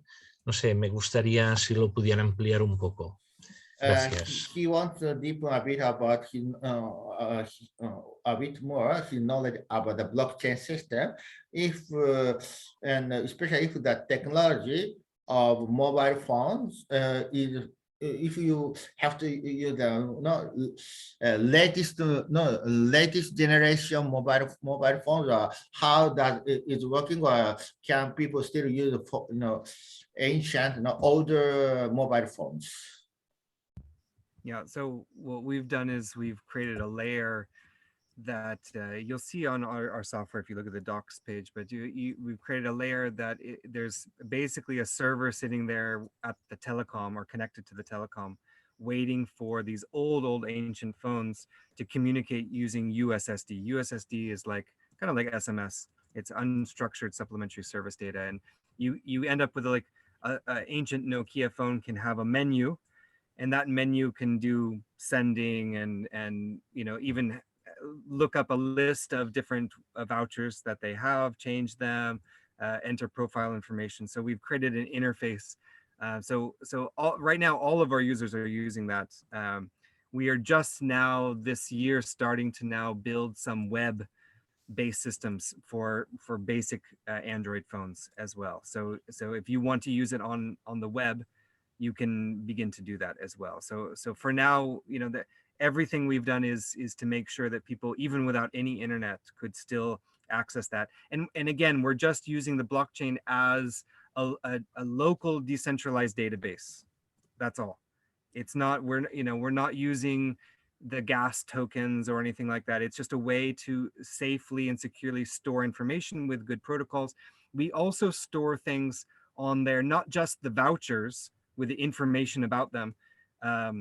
So like if there's an Andrea voucher, it would say everything about what that's redeemable for. So we're not creating tokens like you would in blockchain. So tokens are things like, Donald Duck can sit on a pile of tokens. Anyway, I've gone too far here. Let me pause. Yeah.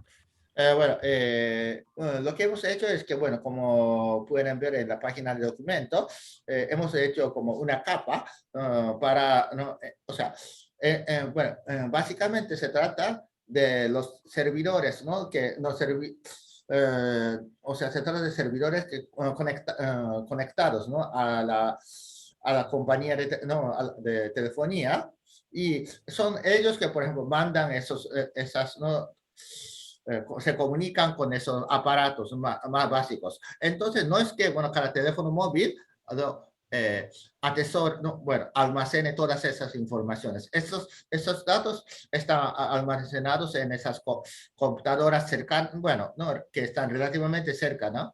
a la compañía de telefonía, ¿no? Y hoy en día todo el mundo está usando esta plataforma.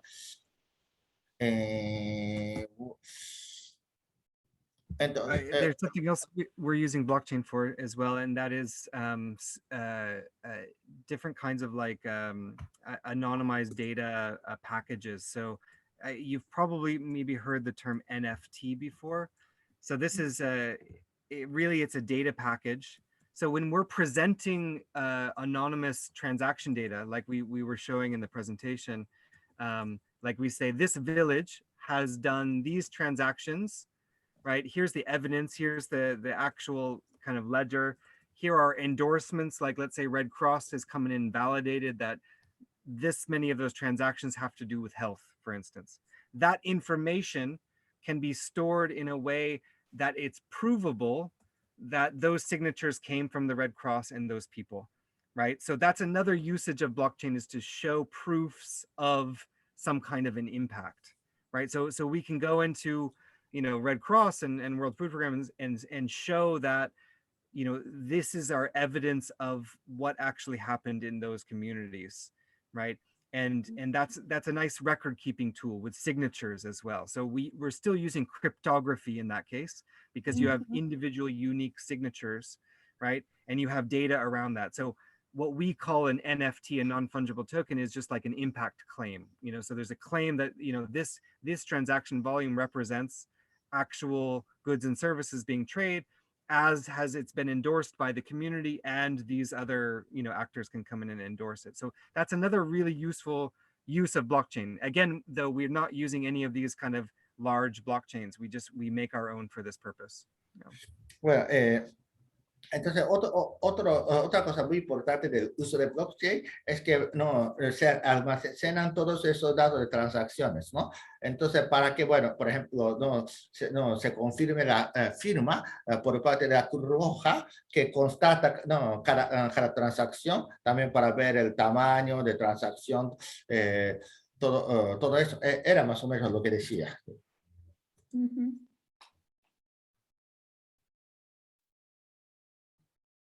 O sea, la confiabilidad y la trazabilidad, ¿no? Eso sí, sí. O sea, de alguna forma supervisa estas transacciones Cruz Roja. So can we say that the Red Cross, Kenyan Red Cross, is supervising the transactions? They can come in and endorse. So like they'll come in and do like a survey, and they're able to sign against these transactions. So like, let's say they come in and to Andreo's community and they say, yes, we certify this is a real person, and yes, he sells water, right? And so that endorsement can be added to the blockchain there. I mean, they can also do another thing. They haven't started this yet, but they could also run one of the nodes of the blockchain, right? To validate the data. So the nodes are just, you know, this decentralized server, and each computer, like let's say we each have one, is validating that no one is manipulating those transactions. So there's a security layer around it as well. So that's something we hope that, I mean, I think Danish Red Cross has already started as one node as already, but that becomes a normal thing, that infrastructure is something that humanitarian sector could be part of. They don't have to be, but they can also be part of that infrastructure, and they can also offer validation at the field level. So there's two types of validation. One is at the data security level, and one is at the field supervision kind of level. Yeah. Sí, bueno, sí, pero además sí supervisan en cierta forma las transacciones, pero van más allá. O sea, la Cruz Roja puede entrar y para respaldar, ¿no? Respaldar esta transacción. O sea, nosotros certificamos que esta persona es real y que sí ha vendido esa cantidad de trigo a esa persona. Entonces, bueno, juega en ese sentido un rol quizás similar al de asegurador, ¿no? Del seguro. Y bueno, si la Cruz Roja quiere, podría jugar también, ¿no? El papel de, bueno, nodos, en el sentido de que, por ejemplo, se puede instalar una computadora, ¿no? Para dedicarse a gestionar todos esos procesos de las informaciones de blockchain. Pues, y con el fin de constatar que nadie está manipulando esos datos. Y esto es algo que, bueno, dijo Will, que, bueno, está empezando la Cruz Roja danesa. Entonces, también, bueno, funciona la Cruz Roja para mantener las, no solo para supervisar, sino también para garantizar la seguridad de los datos, de que ningún dato ha sido manipulado. I just wanted to add this, the layer of endorsements is also really important within the community itself. So, you know, if Vanessa says she is selling water, is this true? You know, and let's say this community is issuing a voucher. If you don't know anything about that community, or you're an outsider of that community, what can you know about that community? Is there some endorsement? So this idea, sometimes it's called like the web of trust, right? It doesn't have to do with humanitarian sector or anything, but just how do we come up with systems for endorsement and trusting, a little bit like you know, better versions of like Amazon ratings, for instance, right? Like how do we create endorsement and reputation systems? So reputation now, in some communities is much more, even more important than the currency itself. And I think that's also a use case for these localized blockchains as well. Ajá. O sea, bueno, ahí, bueno, ese respaldo significa, por ejemplo, Vanessa dice que va a vender agua o trigo, pero entonces el sistema necesita confirmar que ella sí está dispuesto a bueno, vender o bueno, aceptar, ¿no? Aceptar la moneda para vender, ¿no? En cambio del agua o del trigo que vende, ¿no? Entonces, en ese sector, sobre todo en algunas comunidades, este tipo de garantía, ¿no? Garantía es más importante. Y eso es más o menos como esa evaluación de Amazon, ¿no? Que dice, este libro, ¿no? Es interesante, este libro es aburridísimo, ¿no? Esa peli es aburridísima, no sé qué, ¿no? Esas cosas. Entonces, y ahí, y en esas comunidades, esa reputación es mucho más importante muchas veces que la economía en sí.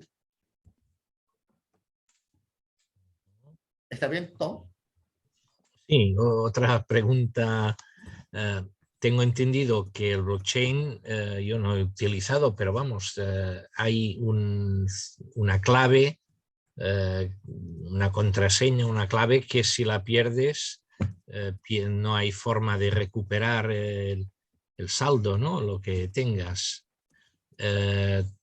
¿Cómo lo llevan esto? ¿No es un problema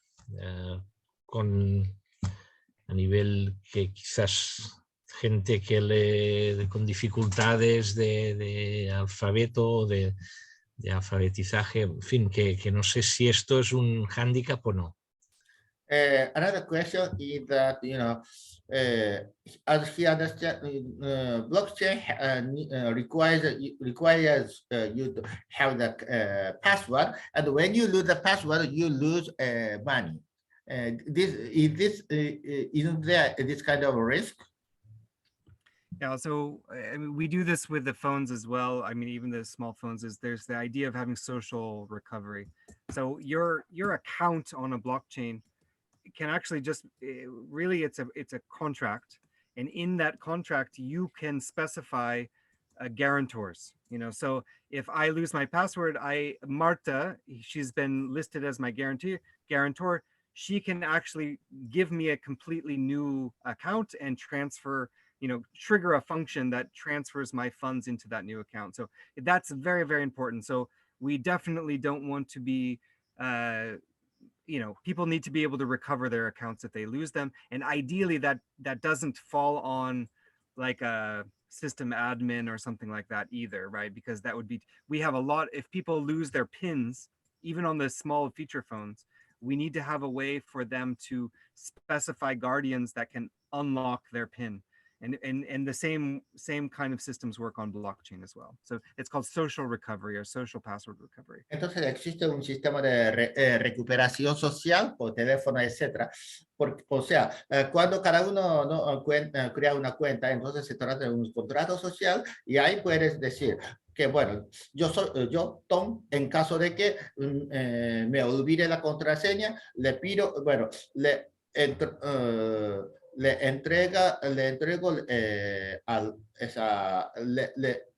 delego ese poder a Karma o algo así. Entonces, Carmen entonces tendrá esa capacidad de recuperar, ¿no? Todos esos datos, ¿no? todos esos saldos.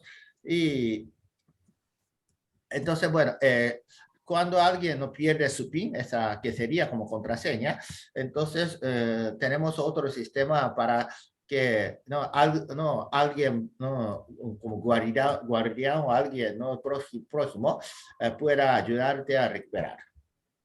En nuestro caso, Tom, eso pasa 3 veces por semana en cada nodo. Todo el mundo pierde todo el tiempo la cuenta y es el garante del nodo que está a cargo de la billetera el que recupera. Si no, nadie entraría. Todo el mundo pierde todos los días la cuenta. Okay, ¿no? well, Eloisa actually has another blockchain-based local currency called the Moneda Par, and she said, no. It occurs 3 times a week, every time everyone loses its account, or you cannot copy anymore your password that are 12 words, etc. So you have to do this. This is part of the accountability of the system too. And something that I offered, Will, this is what I would like to share with you, is that in our system, we try to discuss, it's not yet approved, that if you have a minimum and maximum within a very short, range, so that you can operate the account, it's not so important. Even if I lose 1,000 pairs, my currency, I'm not going to become poor, And for me, this is also important for people to be accustomed not to save, but to spend in local economies. ¿Querés traducir, Miguel? Bueno, decía Eloisa que, bueno, lo importante es que la gente no tenga como saldo positivo, demasiado saldo positivo. Entonces, o sea, por ejemplo, cuando pierdes, por ejemplo, un saldo de, o poco saldo, por ejemplo, que equivaldría como $13, ¿no? Entonces, eso no es demasiado grave. Y que ese tema de perder el PIN ocurre todo el tiempo, en nuestro caso, en nuestro sistema. Todo el tiempo la gente pierde. Ahí está Luis, que no me deja mentir. Luis from Ecuador also said that the same happened there in Ecuador. Luis es el banquero. Luis es el banco central de Ecuador. Who issues more money than the Central Bank of Ecuador itself, but this is another joke. Okay, so, entonces, bueno, ¿hay alguien más que quiera aprovechar para preguntarle a Will?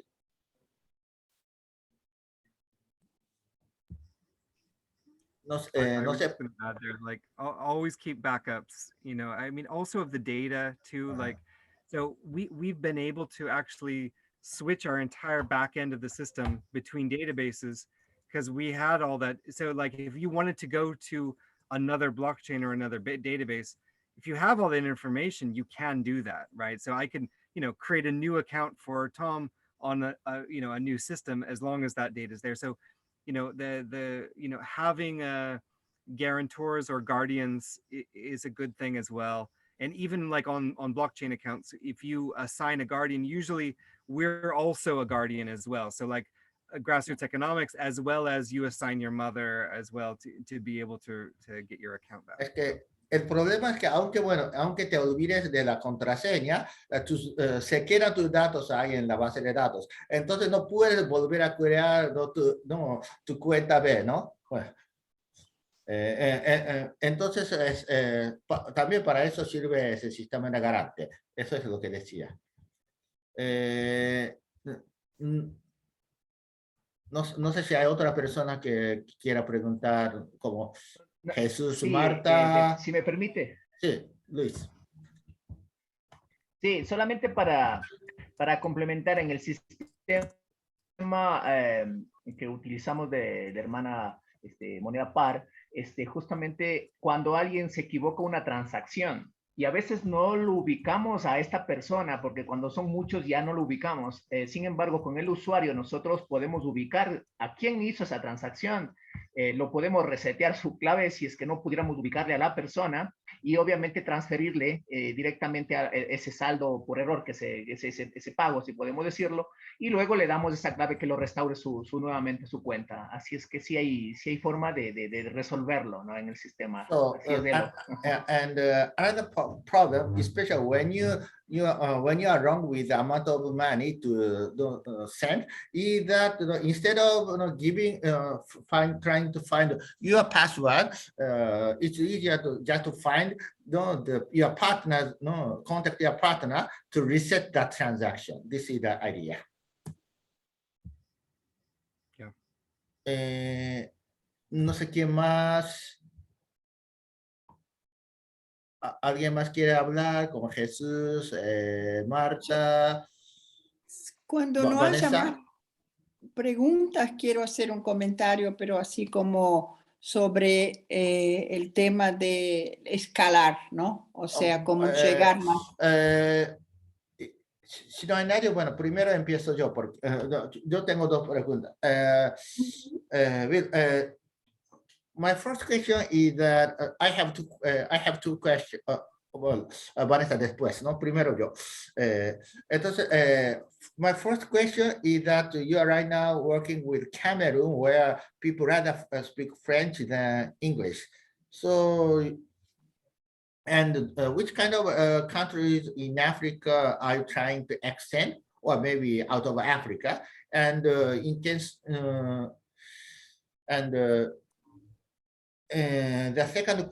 the second question is that, well, we are not sure about the role of the Kenya. No, usually, what does Kenyan Red Cross do in there? Because here in Spain, of course, we have Spanish Red Cross, but they do something different than that. So I'd like to know usually what kind of role Kenyan Red Cross is playing. Sure. In terms of like countries that are interested in starting these programs, there's lots. I mentioned Cameroon just because there's a few kind of organizations like Red Cross is there, GIZ, which is like a German kind of USAID-ish organization, and also just there's some community groups that have contacted us from Douala. So there's just a lot going on all of a sudden in Cameroon. So it's nice to have lots and lots of stakeholders all coming together.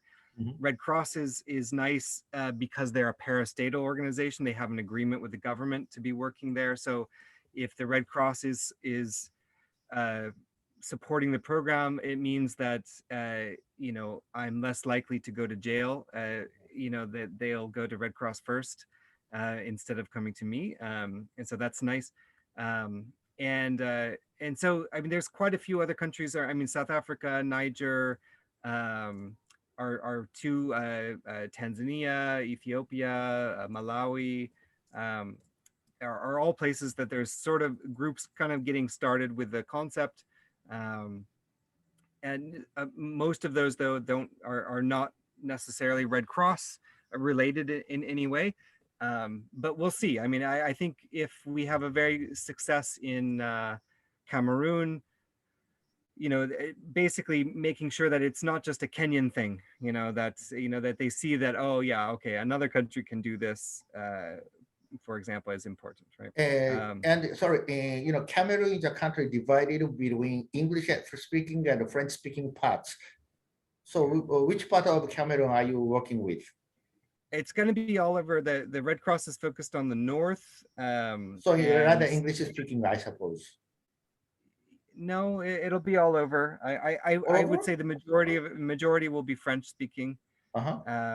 And so yeah, we've translated the menus and all the the software into French for the most part, and then we have a small kind of consultant group over there to do the training. So they've come over here for trainings, and then we support them to sort of monitor and support other organizations that are setting these up. And we're not trying to have, we don't want to have employees over there necessarily. We're not meant to, have an organization in Cameroon. It's just to help do some training. Okay. Bueno, ahora traduzco que, bueno, por ahora entonces se está trabajando más con Camerún porque es un país, ¿no?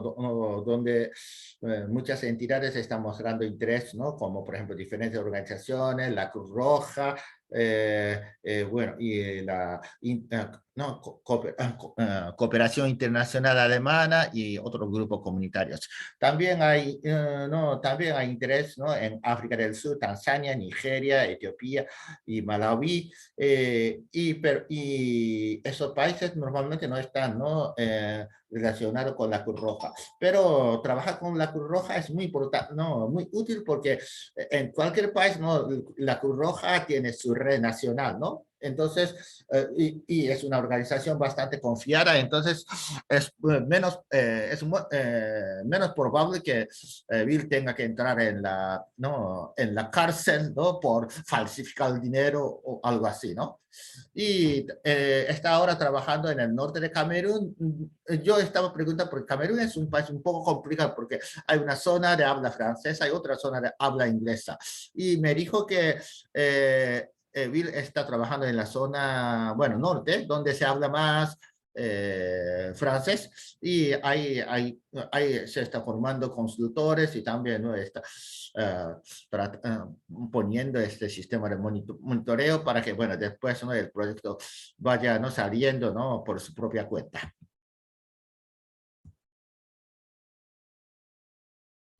Okay, thank you. So, Vanessa, perdón. Sí, gracias. Mi pregunta es sobre la promoción, difusión del proyecto. ¿Qué expectativas tienen a futuro? Es decir, ¿qué han planeado hacer a futuro respecto al proyecto? So her question is about the promotion and the diffusion of the product. What kind of expectation do you have for the future?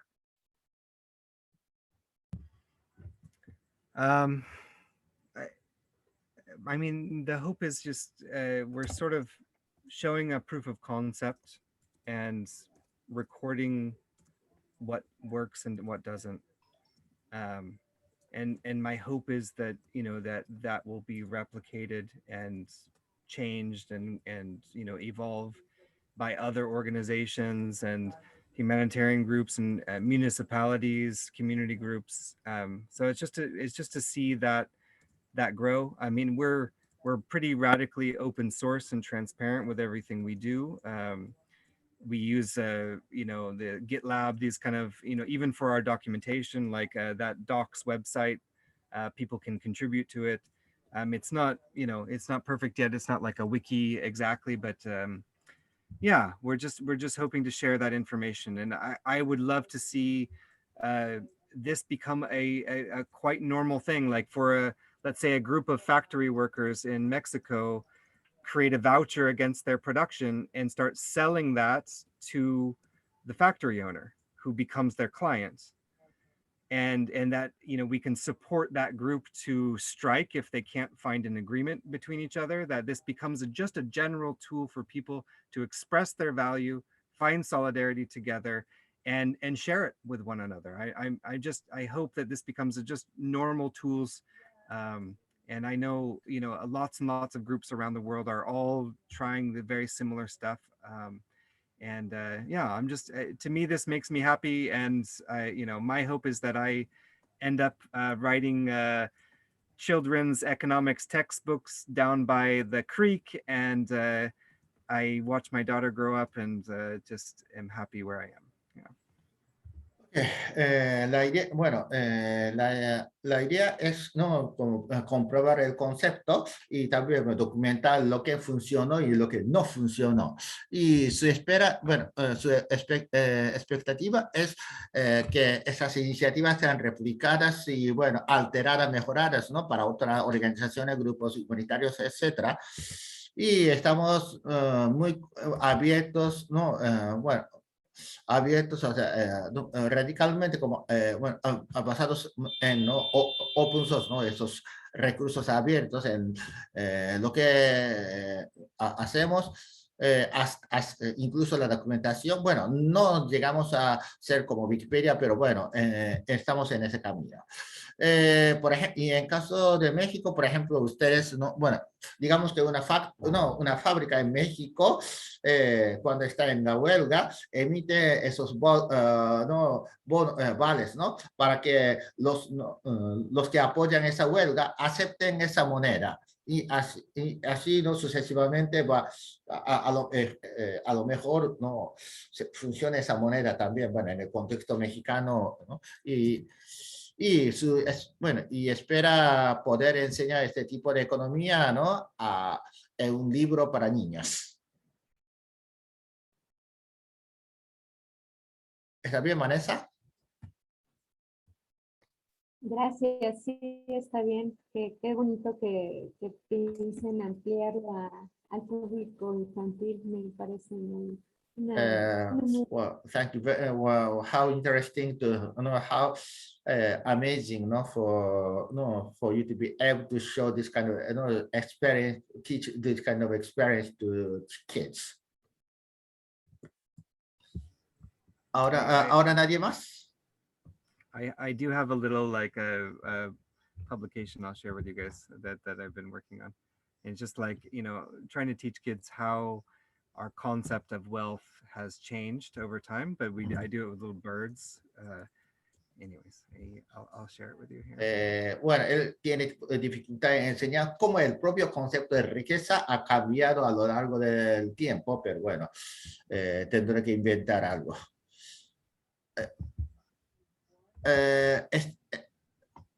¿Puedo yo puedo darle palabras a Eloisa o alguien quiere comentar antes de ella?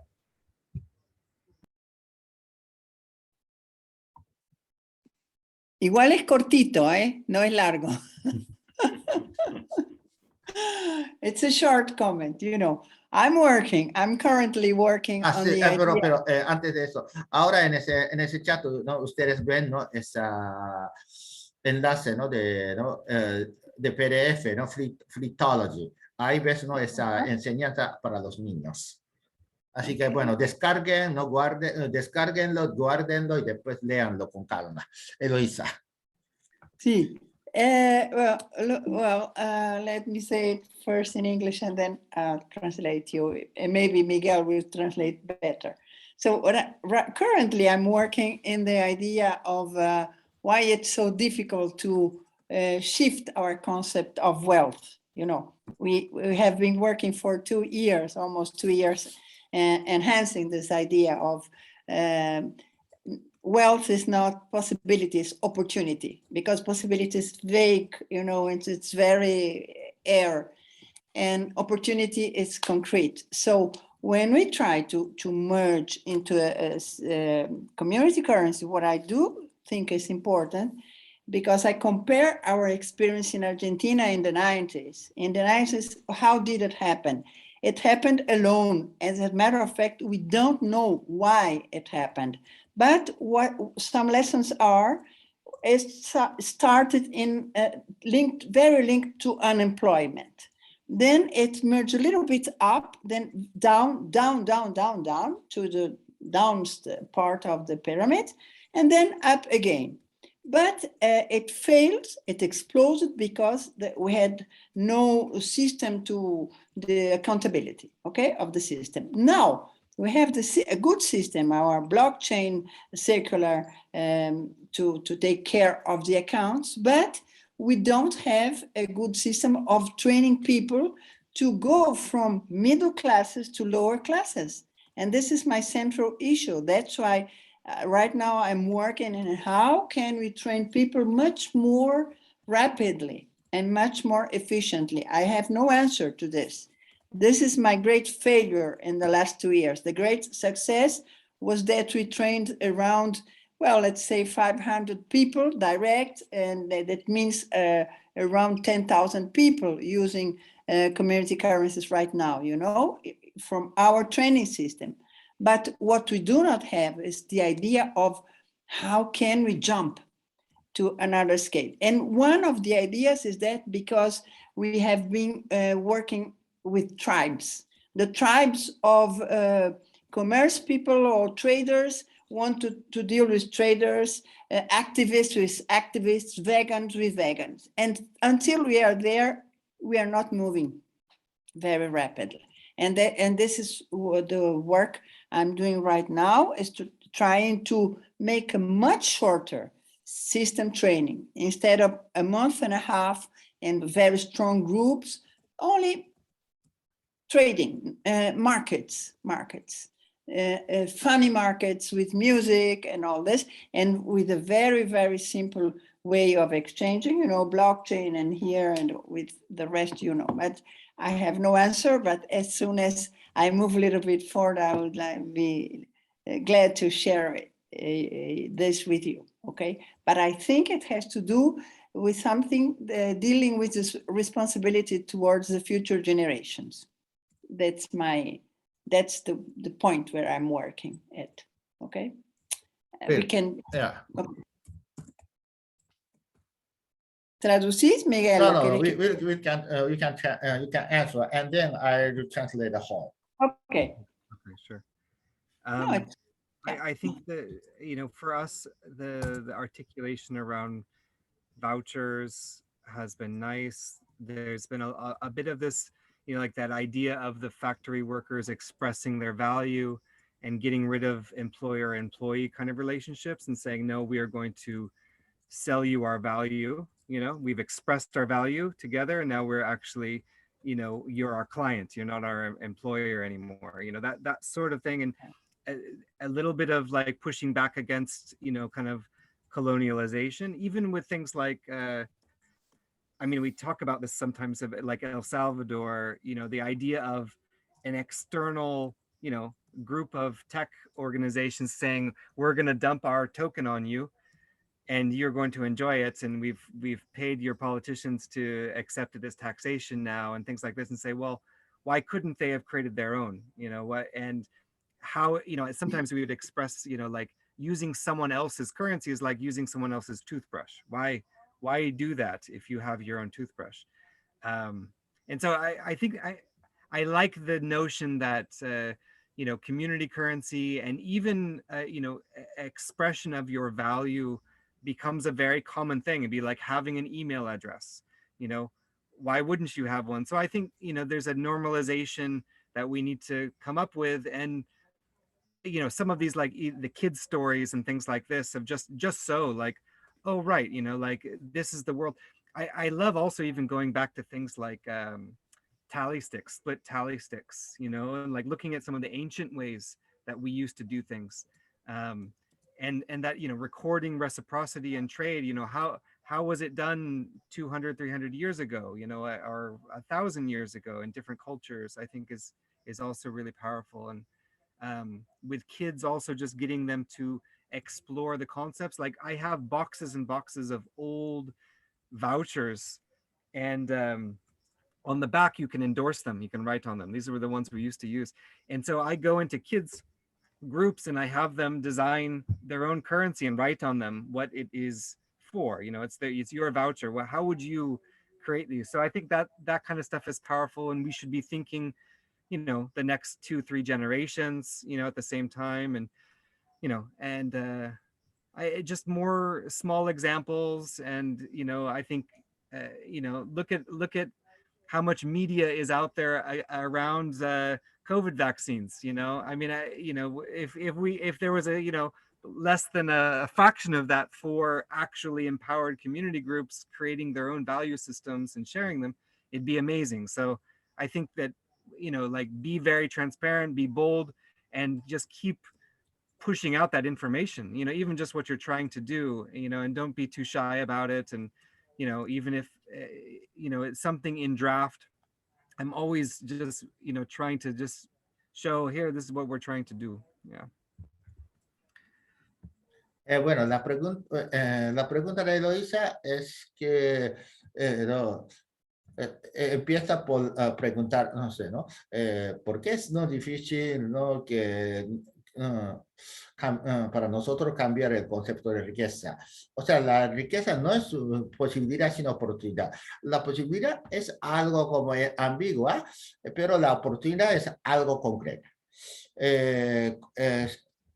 Cuando ella, bueno, se dedicó al tema de monedas sociales, ¿no? Ahí en Argentina en la década 90, es que esas monedas nacieron en Argentina solo, y después, ¿no? Hubo ese boom, ¿no? En ese contexto específico de desempleo, ¿no? En la década 90.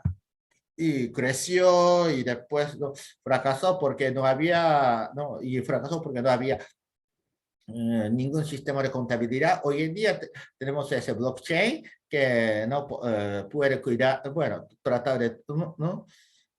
tratar de toda esta contabilidad, pero todavía no tenemos un buen sistema de entrenamiento, sobre todo para que los más pobres y por lo tanto los más necesitados aprendan a usar esas monedas sociales. O sea, solemos tener un grupo de gente de clase media que usa monedas sociales también en Latinoamérica, pero pero es más fácil que los propios pobres no usen esa moneda social. Entonces, ¿cómo podemos llegar a esa escala? Entonces ella estaba dando un ejemplo de una moneda, bueno, de un trabajo con tribus, ¿no?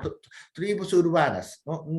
O sea, por ejemplo, comerciantes con comerciantes, activistas con activistas, o algo así. Y bueno, y ella eso, perdón, eso como obstáculo a crecer, ajá, que todavía no es una moneda universal, que la gente confía universalmente, sino que los activistas y militantes quieren practicar con otra gente parecida a él y no con los diferentes.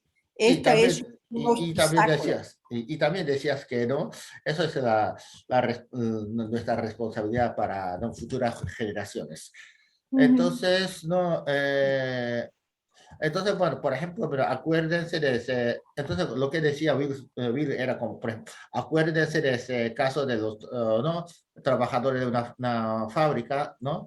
Expresando el valor de sus trabajos en vales, ¿no? Y ahí decía una cosa importante de que, bueno, esos tokens o las monedas, ¿no? Las podemos crear nosotros. No tenemos que hacer como El Salvador, donde, ¿no? Algunos como frikis, ¿no? de informática, ¿no? Impusieron al gobierno salvadoreño a aceptar esa moneda como Bitcoin. Y después, ¿no? estuvo diciendo cosas, ¿no? un poco difíciles de traducir, ¿no? Pero bueno, lo importante es que seamos como transparentes, atrevidos y bueno, ¿no? Y empujar, ¿no? esas informaciones. Más o menos eso era lo que entendía.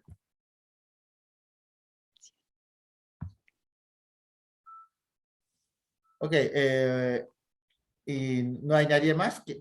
¿Ya está?